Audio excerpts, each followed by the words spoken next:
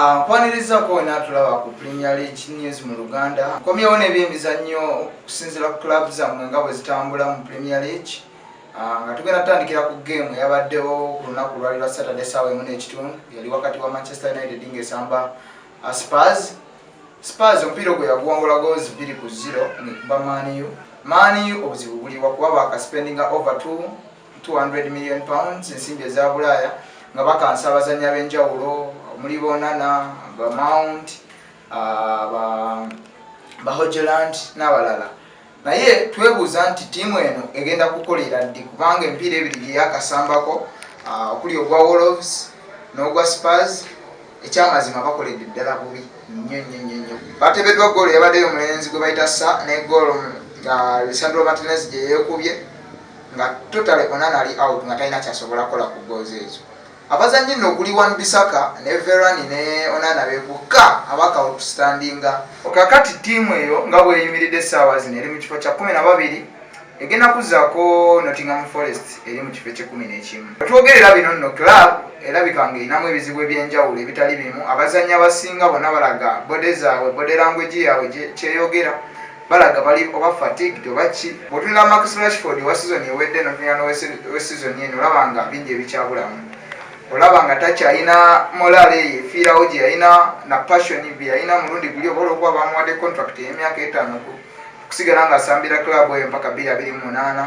Abazannyi nga Mount tulaba nga mbutuufu empiira ebiri gye yakasamba ne pre-season games zonna zabaddemu. Christian Eriksen alabika ng'alina okubeera mu nnamba eyo gy'azannya kubanga waatabadde tekimuganye ku performingira club kugituusa ku level kweteekeddwa kubeera.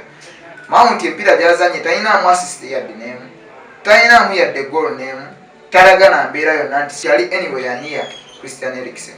So abamani basaba nti oba Eriksen akomewo ku kisaawe yadde Mount bamuguze sente nyingi naye asookaddeko ku bench asooke yeetegereza ensonga zino kubanga Chelsea gy'abadde oyinza okwesanga nga omupiira gwe badde bazannya ate Man U si gwezannya nga byanjawulo mukko. Ensonga lwaki n'abawagizi abasinga bagamba Glazers batunde club eyo nga balaba ndowooza ttiimu terina progression yonna gyeraga. Ddala abawagizi bagamba nti club bagitunde si lwakuba nti abagagga tebateekamu kasente. Boodi ya club eyo tekola bulungi. John Mata ne Richard Arnold abavunaanyizibwa ku nsonga z'okugula abazannyi ba club eyo balabika nga bali inconsistent. So ekireetera abawagizi ogamba nti nedda Glaze etunde osanga boodi eyo nenaayiika neeva ku club eyo ne batandika okugula abazannyi nga bwe balina okubagula mu butuufu bwabo kubanga coach aba ayagala mulala ne bamuwa mulala. So tosuubira coach kuleeta kyanjawulo nnyo ku muzannyi gw'abadde tayagala ye nga y'omuntu n'omuguza second option oba third option n'olowooza ejja mukolera nga bwe yandibadde first priority. Yali ayagala De Jong omuzannyi oyo asobola okutuula ne Casemiro kubanga bw'ogenda weetegereza clubs zino endala zi Arsenal, zi Man City, zi Liverpool baba ne holding midfielder naye ate ne babeerako n'omuzannyi omulala asobola okuba box to box.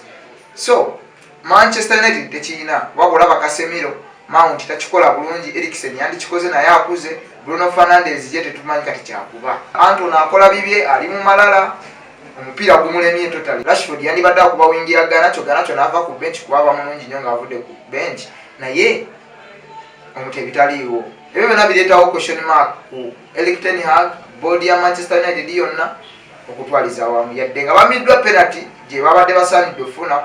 Nsigadde nze Boris wano ku Premier League news mu Luganda. Sigala ku channel eno gwe commenting awo wansi ng'otuwulira biki Erik ten Hag byayinza okukola okulaba ngaza club eno engulu kubanga ekyamazima gye biraga si birungi. Wekumire ku channel eno beera bulungi.